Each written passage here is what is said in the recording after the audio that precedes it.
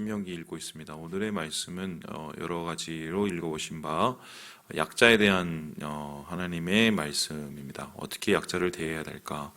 어떻게 이들에 대해서 우리가 배려하고 관심을 가져야 될까? 이런 얘기인데요. 먼저 하나님께서 분명히 얘기하시는 것은 가난이 죄는 아닙니다. 그렇죠? 제가 그 청년 때 피가 끓지요. 예, 우리나라 이제 소위 말해서 역사들 이제 공부하기 시작하면서 소위 말해서 재벌 분들 있죠. 어떻게 이제 재벌이 됐는지 뭐 이렇게 그 역사를 쭉 봤습니다. 물론 이제 탁월하게 사업을 추진하셔서 그렇게 되신 분들도 있지만 많은 경우는 소위 말해서 뭐 막말로 운빨이 좋았다. 그리고 또 가장 중요한 것은 무엇이냐면 정부의 전격적인 도움이 아니고서는 이게 거의 불가능한 일들이 굉장히 많았습니다.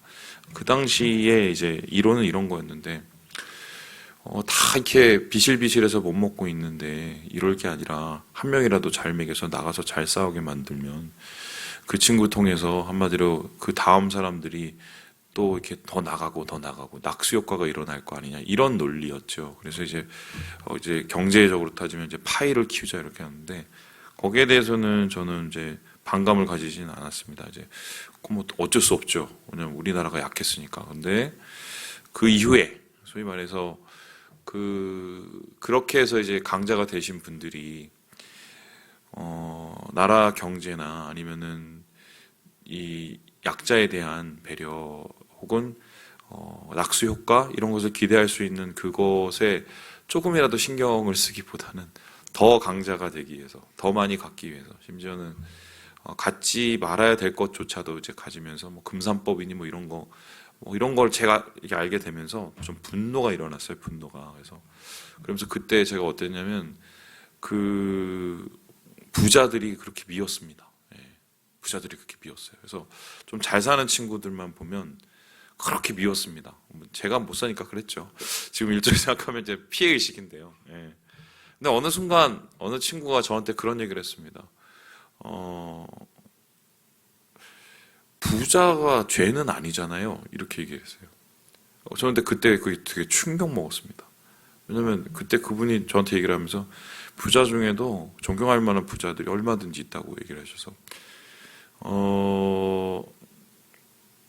저는 이제 그런 분들을 만나본 적도 없고 그리고 부자도 만나본 적도 없었습니다. 그냥 막연하게 그냥 그러고 알고 있었는데 그 얘기를 제가 좀 심각하게 고민을 했어요. 그런데 이제 이게 어떻게 되냐면 가난한 사람들 입장에서는 부자가 죄가 돼야 돼요. 그래야 자기가 정당화되거든요. 내가 이렇게 가난하게 사는 거는 저 사람들 때문이다. 근데 반대로 부자들은 어떻게 생각하냐면 가난한 게 죄가 돼야 됩니다. 왜 그렇습니까? 쟤네들이 열심히 안 해서 이렇게 한 거지 열심히 하면 다 이렇게 살 수 있어. 근데 사실은 둘 다 틀려요. 제가 살아보니까 가난한 것도 죄가 아니고 부자가 되는 것도 죄가 아닙니다. 뭐가 죄냐면 부자로서 부자의 책임감 그거를 담당하고 살아야 되는데 그걸 못하면 그게 죄가 되는 거고요. 반면에 가난한 사람으로서도 지켜야 될 것은 지키지 못하고 소위도 삶에 대한 그런 패배주의적인 생각을 갖고 살면 그것도 죄입니다. 내가 볼 때. 그래서 좀 생각이 좀 넓어졌고요. 이제 그런 의미에서 이제 살펴보면 사회에서 어쩔 수가 없어요. 뭐 자본주의 사회건 사회주의 사회를 한번 보세요. 뭐 사회주의가 시작된 이유가 뭡니까? 여러분 아시는 것처럼 막 소위 말해서 막 그 기업하는 사람들이 너무 막 자본을 계속 불려나가면서 소위 말해서 빈익빈 부익부가 너무 심해지니까 야, 좀 부자들을 없애버리자. 그리고 우리끼리 그냥 똑같이 평등하게 잘 살자. 이러면서 사회주의가 시작이 됐거든요. 그런데 여러분 세계에서 지금 제일 빈부격차가 큰 나라 중에 하나가 대부분 어디입니까? 다 러시아, 중국 다 이런 나라들이에요. 그 나라들이 소위 말해서 사회주의의 맹주라는 작자들인데 더 웃긴 게 뭔지 압니까? 제가 이제 중국을 좀 아니까요. 중국에서 소위 말해서 잘 먹고 잘 사는 사람이 어느 정도 수준이냐면 우리나라 국민 수준입니다. 8천만이 있어요. 8천만. 그 8천만의 수준은 헬기가 있어요, 집에. 그 정도 보면 지금 헬기 타고 다니신 분이 8천만. 어느 정도인지 아시겠죠? 근데 그분들의 많은 경우는 대충 어떻게 시작이 됐느냐? 공산당원입니다. 그러니까 소위 말해서 자본주의에 이제 찌들어 있는 부자를 없애고 소위 말해서 이 없는 사람끼리 잘해보자고 시작한 그 사회주의 끝이 그렇게 시작한 공산당이 만들어낸 사회가 빈익빈 부익부의 아주 그냥 최극대로 극단에 가 있어요. 이걸 보면 사람이 사는 세상에서는 이게 어쩔 수가 없나 봐요. 그 부유해지고 가난해지는 거를 뭐 어떻게 뭐 방법이 없어요. 그거를 조금 부드럽게 유연하게 만들 수는 있지만 이거는 사회가 있는 한 존재를 하거든요. 공동체 안에서도 사실 그렇잖아요. 그렇다면 이 문제를 어떻게 할 거냐? 이제 사회주의나 혹은 뭐 유물론자들은 물질을 다시 분배를 해서 많이 갖는 사람들 걸 뺐고 적게 가는 사람들한테 주고 이 얘기를 했는데 이것도 실패했다면 이제 남은 거는 뭐냐면 이걸 신앙적으로 해결을 하는 거거든요. 신앙적으로. 그럼 그 신앙적으로 해결하는 건 뭐냐? 흘려보내는 건데 이게 강제적으로 흘려보내는 게 아니라 자발적으로 하나님의 주시는 마음으로 이거를 흘려보낼 때 여기로부터 뭔가 선순환이 이루어지고 여기로부터 뭔가 사회의 어떤 힘든 이 갈등의 요인들이 사라지게 된다. 뭐 이거거든요. 하나님께서 오늘 말씀을 보면 야 니네들 가운데 어떻게 부자가 있냐?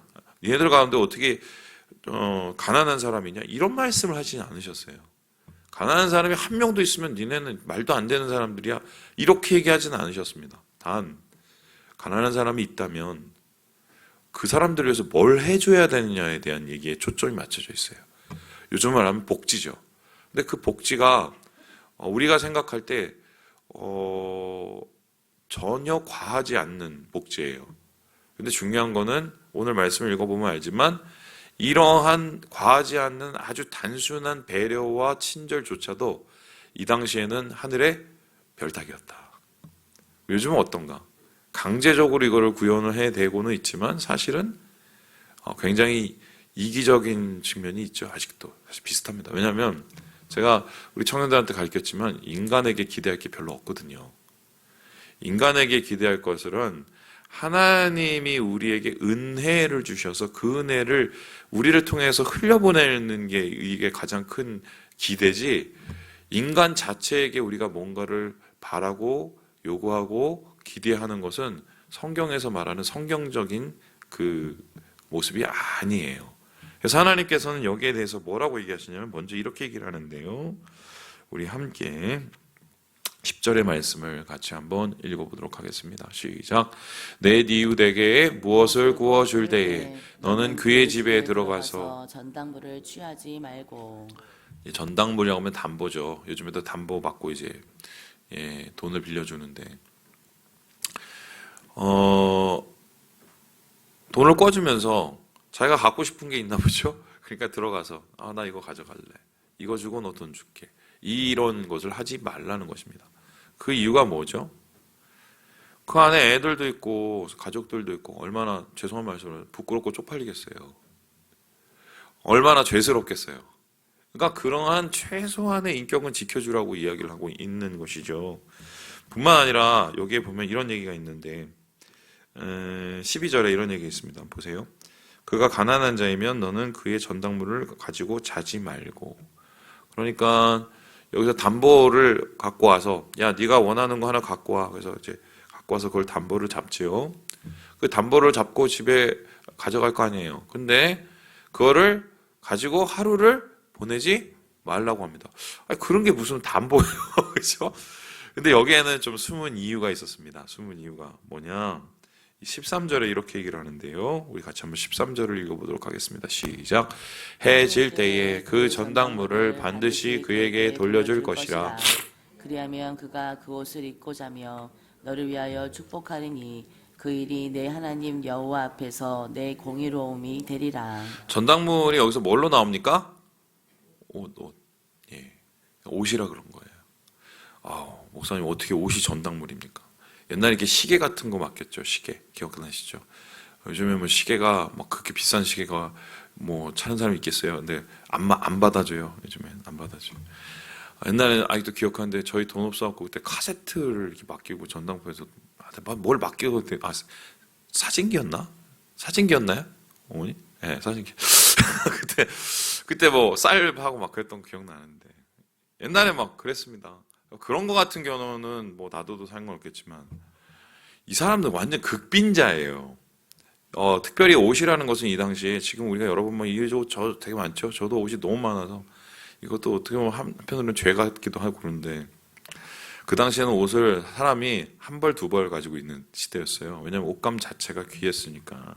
근데 이 옷이라는 것이 어떤 기능을 했냐면 그냥 자기를 이렇게 꾸미고 지금은 자기의 개성을 나타내고 소위 말해서 우리의 건강을 보호해주는 뭐 체온을 유지해주는 그런 거라고 생각하면 그 당시는 그런 게 아니었습니다. 이건 그냥 낮에 입고 다니면 옷이요. 밤에는 그게 뭐예요? 이불이었습니다. 그렇게 힘든 시대에 정말 집불도 없는데 그거 하나 남은 거예요. 근데 그 사람한테 소위 말해서 겉옷을 뺏었다. 그럼 밤에 어떻게 자요? 떨면서 자죠. 그건 하지 말라는 겁니다. 그건 하지 말라. 근데 여기 보면 되게 중요한 재미있는 얘기가 나와요. 뒤에 여호와 앞에서 내 뭐가 된다고 얘기합니까? 보세요. 공의로움이라고 그죠? 자, 공의로움은 뭡니까? 옳고 그름이죠. 예, 맞고 틀린 겁니다. 내가 이 사람한테 돈을 꿨어요. 100만 원을 줬단 말이에요. 그러면 100만 원을 이 사람한테 꿔줬으니까 담보를 옷으로 잡았어요. 그러면 맞고 틀리고를 따지면은 담보를 이 사람이 돈을 줄 때까지 가지고 있는 게 맞습니까? 아니면은 돈을 안 줘도 그 담보물을 갖다 주는 게 맞습니까? 맞고 틀리고를 따지자면요. 어떻게 생각하세요? 아니죠. 예. 뭘 믿고 주세요? 한번 생각해 보세요. 예를 들어서 뭐 금반지 받았어요. 금반지 받고 한번 뭐 예, 2돈짜리 뭐 이상 돼갖고 뭐 한 100만 원 빌렸다 생각해 봅시다. 이 사람이 돈을 안 갚아요. 그런데도 금반지를 돌려줘야 됩니까? 아니면 가만히 있어야 됩니까? 뭐가 맞아요? 가지고 있어야지. 이 사람이 돈 빌려줄 때까지. 아니 다 돌려주세요? 나 돈 꺼준 적이 없어서 그죠? 그게 맞는 거예요. 맞는 거는 전당문을 주지 않는 게 맞는 거예요. 그죠? 그런데 오늘 말씀에 그게 맞는 게 아니래요. 이걸 어떻게 우리가 해석할 겁니까? 신기하죠? 우리의 인간사를 따져보면은 빼기와 이 더하기로 해결이 됩니다. 내가 네 거를 가져오면 얘 거는 빼기가 되고 나는 더하기가 되는 거고. 그러니까 더하기를 했으면 또 나중에 또 빼기가 되는 거고.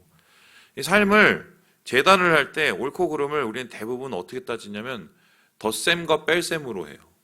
덧셈과 뺄셈. 그런데 그거는 소위 말해서 우리가 사는 세상의 구조예요. 덧셈 뺄셈. 그래서 많이 더하면은 부자, 많이 빼면 이제 가난한 사람. 근데 하나님의 세계에는 덧셈 뺄셈의 1차원적 구조를 뛰어넘어요. 4차원적 구조에서 하나님의 공의는 뭐냐? 나누기와 곱하기입니다. 그러니까 하나님의 마음을 가지고 나눌 때 주님이 그 곱으로 우리를 축복해 주시는. 그러니까 이거는 뭐냐면 우리의 눈에 보기에 공의롭고 정의로운 것 그 이상을 바라보는 게 하나님의 공의를 바라보는 게 그게 신앙인이에요. 신앙인이라는 것은 세상에서 다 맞으니까 나는 이거 할 거야가 아닙니다. 한 번 더 생각을 해보는 거예요. 이게 하나님의 마음과 하나님의 입장에서 어떻게 생각을 할까? 어떤 마음을 가질까? 그랬었을 때 우리는 분명히 알게 되죠. 하나님께서 공의롭게 덧셈 뺄셈을 분명히 저울추에 올려놓고도 하시지만 그것이 이상이 되길 원하시죠. 어떻습니까? 하나님의 지극한 관심이 있는 세 부류가 있습니다. 어떻게 해요? 고아, 과부, 나그네. 이 사람들을 왜 하나님께서 지극히 관심을 가지고 계실까요? 사랑할 만한 무슨 근거가 있습니까? 아니죠. 도움이 없이는 살아갈 수 없는 사람들이기 때문에 그래요. 그래서 하나님께서는 오늘 막 하지 말고 최소한 인간적인 대우를 해주라고 얘기를 하는 거예요. 인간적인 대우를. 그렇게 얘기를 하고 있는 겁니다. 덧셈 뺐으면 뛰어넘어라. 자, 그리고는요, 15절에 보면 또 이런 얘기 나옵니다. 품삯을 떼먹지 마라. 이거를 어떻게 표현할까요? 우리는 너무 당연한 게 되는데 오늘날도 당연하지 않으신 분들이 있다 없다? 있어요. 부려먹고. 소위 말해서 열정페이 아시죠? 열정페이 모르시나요? 너는 지금 배워야 되니까 여기 와서 그냥 네 돈 들여갖고 밥도 네가 사서 먹고 네가 완전히 배워. 이런 열정페이. 이게 이제 과거에 소위 말해서 좀 이렇게 뭐랄까요? 좀 특수 분야의 전문 직종에 이런 게 더 많이 있죠.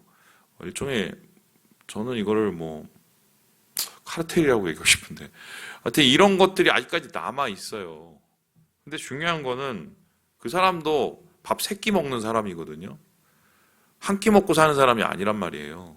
내가 3끼 먹으면 그 사람도 3끼 먹어야 된단 말이에요. 그러면은 3끼 먹을 돈이 필요해요. 최소한의 거는 챙겨주는 게 맞는 거죠. 저는 그런 의미에서 지금 우리가 얼마인가요? 제일 기초적인 임금 최저시급. 전 그건 진짜 잘했다고 저는 생각합니다. 저는. 왜냐하면 밥 먹고는 살게 해줘야 되거든요. 밥 3끼는. 노동의 질이 뭔가에 대한 것은 좀 고민을 해봐야겠지만 그래도 최소한으로 지켜야 될 것은 지키게 해주는 게 이게 맞다. 이게 이제 하나님이 원하시는 거죠. 뿐만 아니라 여기에 보면은 또 재밌는 얘기가 나옵니다. 우리 함께 17절의 말씀을 같이 한번 읽어보도록 하겠습니다. 17절입니다. 시작. 너는 객이나 고아의 송사를 억울하게 하지 말고 과부의 옷을 전당 잡지 말라. 여기서 또 재밌는 얘기 나오죠. 송사라고 하면 재판을 뜻합니다. 이번 재판은 공정을 다루는 겁니다. 뭐가 옳고 그르냐를 따르고 특별히 하나님을 믿는 사람들에게서는 하나님의 의의 기준으로 그를 다루는 겁니다. 율법이라는 게 있죠.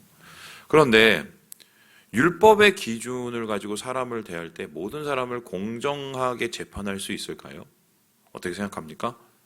우리가 볼 때는 그 기준이 명확해서 공정할 수 있겠지만 중요한 것은 그 기준을 해석하고 적용하는 사람에 따라서 달라질 수가 있다는 겁니다. 똑같은 하나님의 율법을 가지고서도 어떤 사람에게는 좀 널널하게 좀 넓게 관용적으로 해주고 어떤 사람은 아주 그냥 칼지듯이 할 수 있습니다. 왜냐하면 사람이 그렇게 주관적인 존재라서 그래요. 그런데 특별히 하나님께서 이 말씀을 하실 때는 어떻습니까? 같은 재판을 하더라도 힘이 없는 사람들이 약자가 될 수 있다는 걸 주님이 분명히 아셨어요. 그래서요, 오늘 하나님께서는 이 재판 똑바로 하라고 얘기를 하고 있습니다. 자기가 가지고 있는 그 힘을 소위 말해서 가난한 사람들을 엄격히 대하고 가난한 사람들에게 긍휼을 대하지 않는 식으로 대하면 그건 하나님이 절대로 좌시하지 않겠다고 얘기를 하고 계세요. 그래서 오늘 말씀을 통해서 하나님께서 긍휼을 어떻게 나타내시는가 이렇게 얘기를 하고 있습니다. 그리고 또 재밌는 거 하나가 이런 얘기가 있죠.